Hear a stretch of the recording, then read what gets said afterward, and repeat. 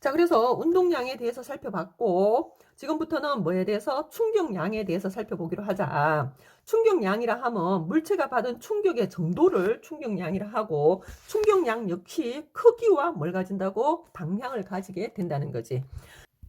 자, 물체가 있을 때 그 물체에다가 충격을 주려면 뭘 줘야 된다고? 힘을 줘야 되고, 그 다음에 그 힘을 오랫동안 줬을 때 충격량의 크기가 어떻게 된다고? 커진다는 거지. 자, 그래서 충격량은 힘에다가 곱하기 뭘 하면 된다고? 시간을 해서 계산을 한다는 거지. 자, 역시 문자로 좀 정리하자. 앞으로 충격량 문자는 뭐 쓰기로 하고? I 쓰기로 하고, 힘은 중학교 때부터 F 써왔다, 그치? 그리고 시간은 T 쓰기로 하자.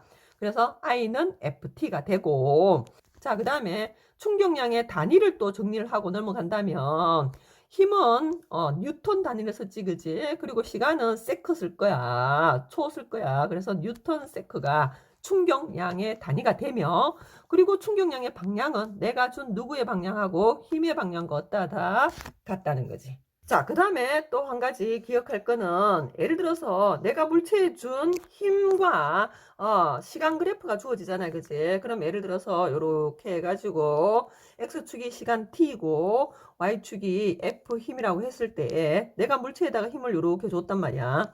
FT 그래프의 아래쪽 면적이 가로 곱하기 세로니까 F에다가 T를 곱한 거잖아, 그지? 아이고, 그럼 뭐가 된다고? I가 된다는 거지.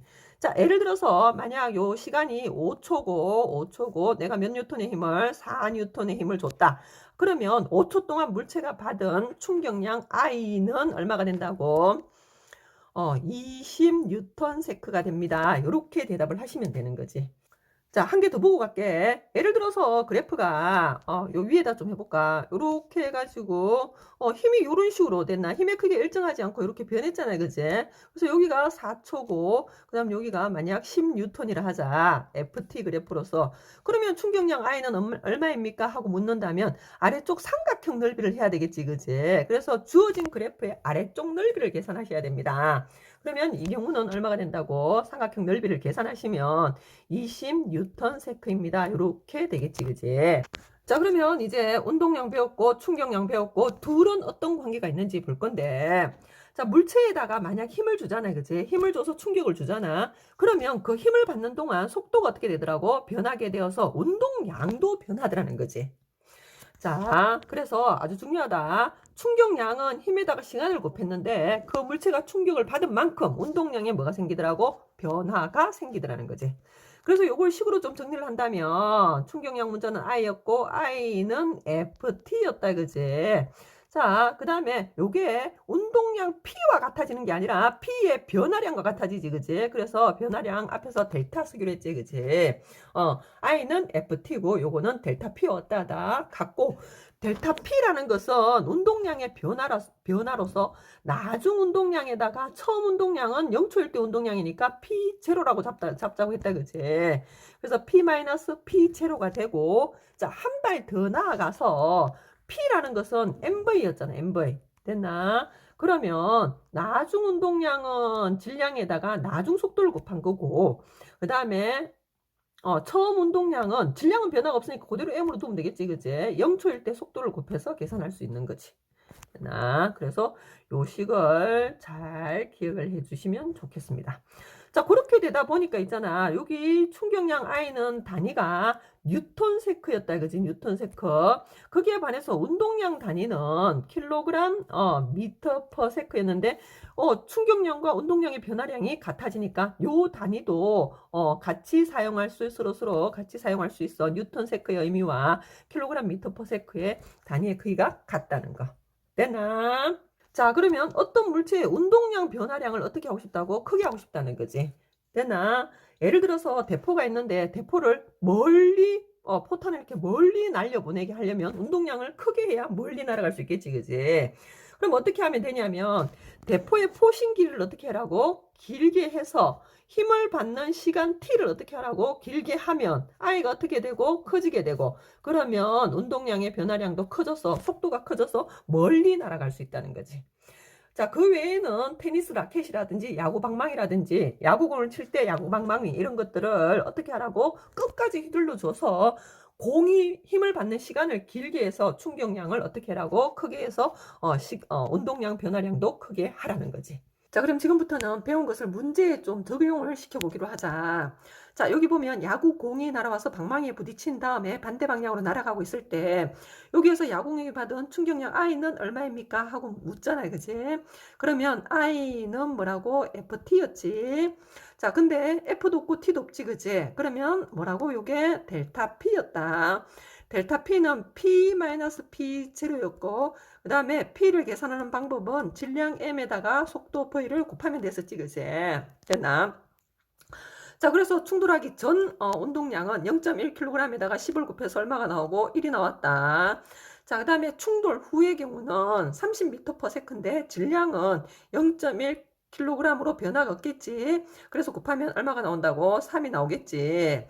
자, 그래서 충격량 I를 나중 운동량 3에서 빼기 처음 운동량 1을 하셔가지고 2로 적으시면 안 됩니다. 됐나? 대부분 틀린 학생들이 이렇게 많이 틀리는데 요걸 가장 주의를 하셔야 됩니다. 자, 왜냐하면 처음은 야구공의 운동 방향이 오른쪽이잖아요. 그치? 그래서 만약 얘를 플러스 1의 운동량으로 잡았다면 나중은 왼쪽으로 운동하고 있지. 그치? 그래서 3이 아니라 얼마를 적어야 된다고? 마이너스 3을 적어야 되고 자, 그런 다음에 충격량 I를 계산할 때 마이너스 3 마이너스 처음 운동량 1을 빼야 된다는 거지. 그래서 얼마가 나온다고? 마이너스 4가 나오고 마이너스 4 뉴턴 세크라 적으시면 되고 자, 여기서 마이너스의 의미는 뭐냐면 야구 공이 받은 충격량의 방향이 어느 쪽이라는 뜻이 된다고? 왼쪽이다. 이런 의미가 되는 거지. 됐나? 근데 만약 크기를 물으면 그냥 4라 해도 되지만 충격량을 물었을 때는 마이너스 4 뉴턴 세크가 된다는 사실을 아셔야 됩니다. 자, 여기서 한 발 더 나아가서 야구공이 방망이와 충돌하는 시간이 예를 들어서 0.01초였습니다. 야구공이 방망이로부터 받은 힘 F는 어떻게 될까요? 하고 묻잖아요. 그치? 그러면 여기식으로 돌아가셔가지고 충격량은 금방 계산을 했고 시간은 0.01초 나왔으니까 F를 계산할 수 있게 되는 거지. 자, F는 T분의 뭐가 되고 I가 되고 T는 0.01초가 나와 있고 자, I는 위에서 계산했다. 그지? 마이너스 4 뉴턴 세크였지. 그럼 얼마가 나온다고? 마이너스 400 힘이니까 뉴턴 요렇게 되는 거지. 여기 마찬가지야. 요 마이너스의 의미는 왼쪽이란 의미가 되는 거야. 됐나? 자, 여기에서 식도를 좀 지우고 좀 더 확인하고 싶은 게 뭐냐면 지금 야구 공이 있고 그리고 또 누가 있다고? 방망이가 있잖아요. 그제? 자, 요로 할 때 힘을 공이 400뉴턴의 힘을 받았잖아. 어느 쪽으로? 왼쪽으로 받아서 마이너스 붙였다. 그지? 그러면 방망이 역시 얼마의 힘을 받는다고? 400뉴턴의 힘을 받는다는 거지. 뉴턴 운동 제3법칙 작용 반작용이 있었지. 그지? 그래서 공이 방망이를 400뉴턴 힘을 주면 방망이도 공한테 400뉴턴 힘을 주게 된다는 거지. 자, 그리고 둘이 충돌하니까 시간 역시 0.01초로서 어떠하다고? 충돌 시간이 당연히 같겠지. 그치? 자, 그래서 자, 충격량 I는 공은 마이너스 4뉴턴 세크가 되는 거고 방망이는 4뉴턴 세크만큼 충격량을 받게 되는 거지. 자, 그래서 공과 방망이가 받은 충격량은 마이너스 4뉴턴 세크고 4뉴턴 세크로서 방향이 다르지만 공과 방망이가 받은 충격량의 크기는 어떠하다고? 절대값이지. 그지? 4로서 어떠하다는 거 갖게 된다는 사실을 기억을 해 주시기 바랍니다. 자, 이어서 2번 문제를 본다면 정지 상태의 2kg 물체에 그래프와 같이 힘을 작용하고 4초 후 물체의 속도가 어떻게 되냐는 문제인데 자, 여기 보시면 힘 시간 그래프지. 그러면 요 삼각형 아래쪽 넓이가 뭐가 된다고? I가 되겠지. I는 뭐와 같다? FT와 같고 됐나? FT는 델타 P와 같다 했지. 그지? 델타 P는 P-P0이고 그렇다면 자, 삼각형 넓이를 계산하면 20이 나오고 거기에 충격량 I가 되겠지. I는 20이 된다. 그지? 그러면 요거는 P-P0와 같은데 P0가 처음 운동량이잖아. 그치? 근데 처음 운동량이 어떤 상태였다고? 정지 상태라서 여기 얼마가 된다고? 0이 되겠지. 그러면 나중 운동량 P가 얼마가 되고 20이 되고 P는 MV였잖아요. 그치? 근데 질량이 몇 킬로그램이라고? 2kg이다. 그치? 아, 그럼 속력 V는 얼마다? 10m/s이구나 하는 걸 알 수 있게 된다는 거지. 자, 이어서 3번 문제를 본다면 이번에는 4m/s로 운동 중인 몇 킬로그램, 2kg 물체에 그래프와 같은 힘을 주고 10초 후에 속도를 묻고 있는데 똑같지 그지? i는 ft 이제 좀 빨리빨리 적자는 델타 p였고 요거는 p-p 제로였다 그지? 됐나? 자, 마찬가지로 ft 그래프의 아래쪽 넓이가 충격량 i가 되겠지. 면적은 사각형 넓이하고 사다리꼴 넓이를 계산하시면 되겠지. 그지? 자, 사각형은 30이고 그 다음에 사다리꼴은 40이 나온다. 그지?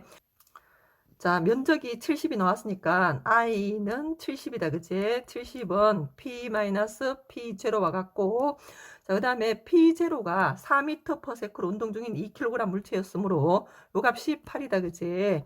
자, 그러면 p는 얼마가 나온다? 78이 나오겠다. 요게 mv 왔다고 같은데 m이 2kg의 물체였다. 그지? 그러므로 10초 후 속도 v는 얼마라고 하셔야 된다고요? 39m/s입니다. 이렇게 대답을 하시면 된다는 거지.